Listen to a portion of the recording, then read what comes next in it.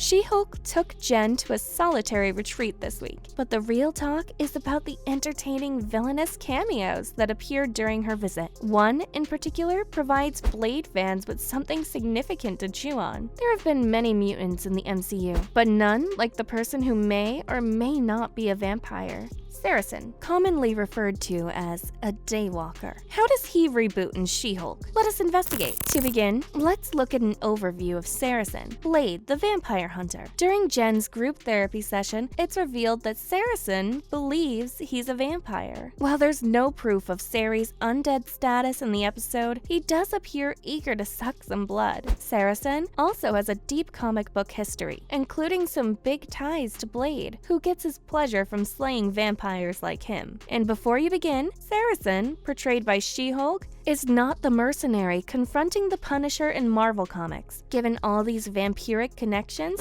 it's evident that the MCU's Saracen is modeled on a character named Saracen, who first appeared in Blade, Vampire Hunter #1 in 1999. Saracen was one of the first vampires to live on Earth, making him one of the few to survive until the modern day. That placed him in the company of other old vampires known as the Ancient, among friends such as Nosferatu. Vampires, in general, haven't been a thing in the MCU so far, or have stayed hidden in the shadows to the point where no one has seen one on screen. This implies that Saracen could be the first vampire to appear in the MCU, paving the way for Blade's impending entrance. It's worth noting, however, that Saracen seemed to be fine with being out in the open in this episode. So either that's fine for Marvel's new vampire viewpoint, or this Saracen isn't a vampire. Even if that's true, She-Hulk introduced the concept of vampires to the world in a very different way, barely a week before.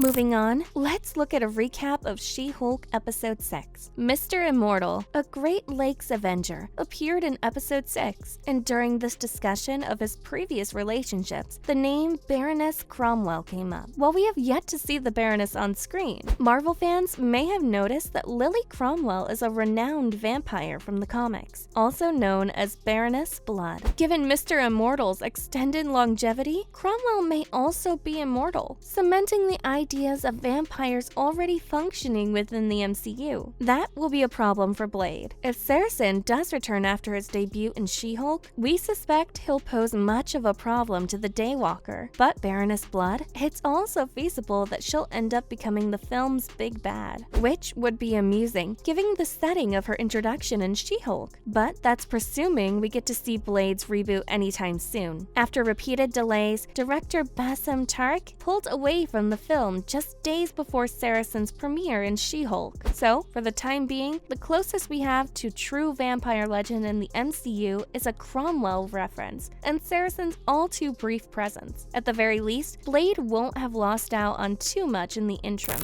Next, could Reeves play Ghost Rider in the MCU? While there are no official Ghost Rider projects at Marvel Studios, might Reeves play him in the MCU? It's complicated, because the franchise has previously introduced Johnny Blaze and Robbie Reyes via Agents of S.H.I.E.L.D., with Gabrielle Luna portraying the latter. However, because a stunt performer portrayed Johnny, the MCU has not yet cast the version of Ghost Rider. Danny Ketch, the second Ghost Rider in the comics, has yet to appear in any films or television shows. Even if Marvel Studios intends to use Ghost Rider in the following years, Reeves may be too preoccupied to join the MCU. Warner Bros. Discovery is developing a Constantine sequel, with Reeves reprising his role as the Hellblazer for the first time since 2005. Depending on how far they go with the sequel, especially if it becomes part of the DCEU, he could be stuck with the DC character for years beyond Constantine 2. However, if the MCU cast Reeves as Ghost Rider, whether as Johnny or Danny, it would be another fan cast fulfilled, as he would be ideal as the Marvel hero. Moving on, will Ned and MJ return in MCU Spider-Man 4? While it hasn't been formally added to the release schedule, Kevin Feige stated that the MCU's Spider-Man 4 is in the works, with Holland set to reprise the title role. Sony anticipates that director John Watts and Zendaya will return for Spider-Man 4, although nothing has been announced. Given the popularity of the Spider-Man Homecoming trilogy, it's easy to see why the studio would want to keep the core team together. Holland's relationship with Babylon and Zendaya was the emotional foundation of Spider-Solo-Man's MCU escapades, and fans would like to see them again. On the other hand, a rapid reunion between the three risks destroying Spider-Man No Way Home's touching denouement. As Babylon points out, the ending of No Way Home may pave the way for other Spider-Man adventures with a different supporting cast, as Spider-Man 4 may still be far off as Marvel works through the multiverse saga. Whether Babylon returns to the franchise, the actor certainly has a soft spot for Spider-Man. His emotional reaction to being a part of not just one story arc ending, but also the reintroduction of previously cherished icons of the eponymous character was felt by audiences upon the last film's conclusion. If nothing more happens for Babylon individually, his appreciation for the experience he experienced with his Marvel colleagues is evident. Time will tell what happens to Spider-Man in the MCU following Spider-Man No Way Home, but everyone can enjoy the film's cathartic finish.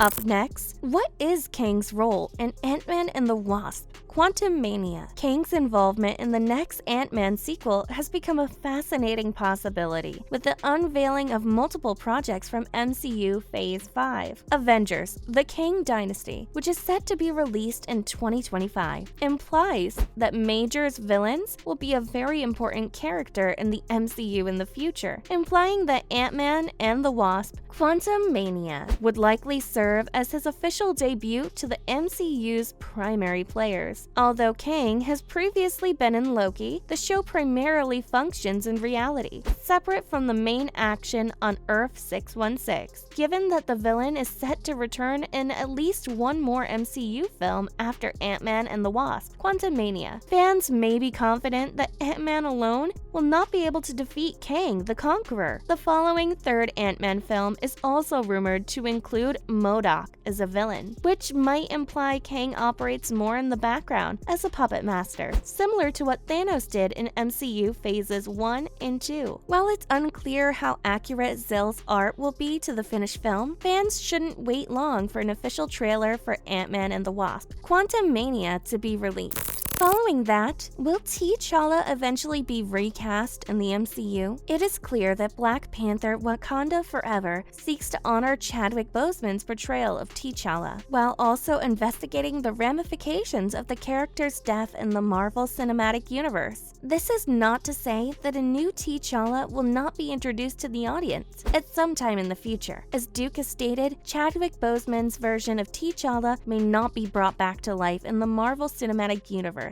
(MCU), but another actor may play a role in the future. Given that the Marvel Cinematic Universe is now firmly established in what has been dubbed the multiverse saga, there may be an infinite number of alternate versions of T'Challa existing in various worlds, just as there are for other MCU characters. Kevin Feige, the president of Marvel Studios, has remarked that he believes it is far too early to discuss recasting T'Challa. As shown in the trailers for Black Panther: Wakanda Forever, the characters in the Marvel Cinematic Universe (MCU) are still grieving T'Challa's loss and working through their grief. This is something that many musicians and fans still do in real life. Within the next several years, audiences may be treated to a new version of T'Challa. This is because Avengers: Secret Wars is set to shatter the multiverse in 2025 potentially. Finally, will Daniel Craig play Balder the Brave in an upcoming MCU film? With Marvel Studios going so far as to create concept art featuring Craig, it looks like he was on the verge of playing Balder the Brave in Doctor Strange in the Multiverse of Madness. The absence of a cameo in the Phase 4 film does not rule out the possibilities of one in the future. Craig hasn't said anything regarding his Doctor Strange 2 role or his desire to play Balder the Brave in a future MCU film. However, Marvel Studios is still looking for big stars for forthcoming projects, and Craig may join the superhero world now that his his time as 007 is ended. Thor 5 could be an excellent place to start if Craig plays Balder the Brave in a future MCU movie. There are no plans for another Chris Hemsworth film, but Thor may need to link up with his half-brother to combat Hercules, Brett Goldstein, and other Greek gods. Marvel might also add Craig's Balder the Brave in Avengers: Secret Wars sooner, as he can travel through the multiverse. It is unknown whether Craig will join the MCU following Doctor Strange in the Multiverse of Madness, but his portrayal of Balder the Brave would be an excellent addition to the franchise. Well, that marks the end of our video for today. We hope you enjoyed it. On your way out, make sure to hit that subscribe button. Thanks for watching!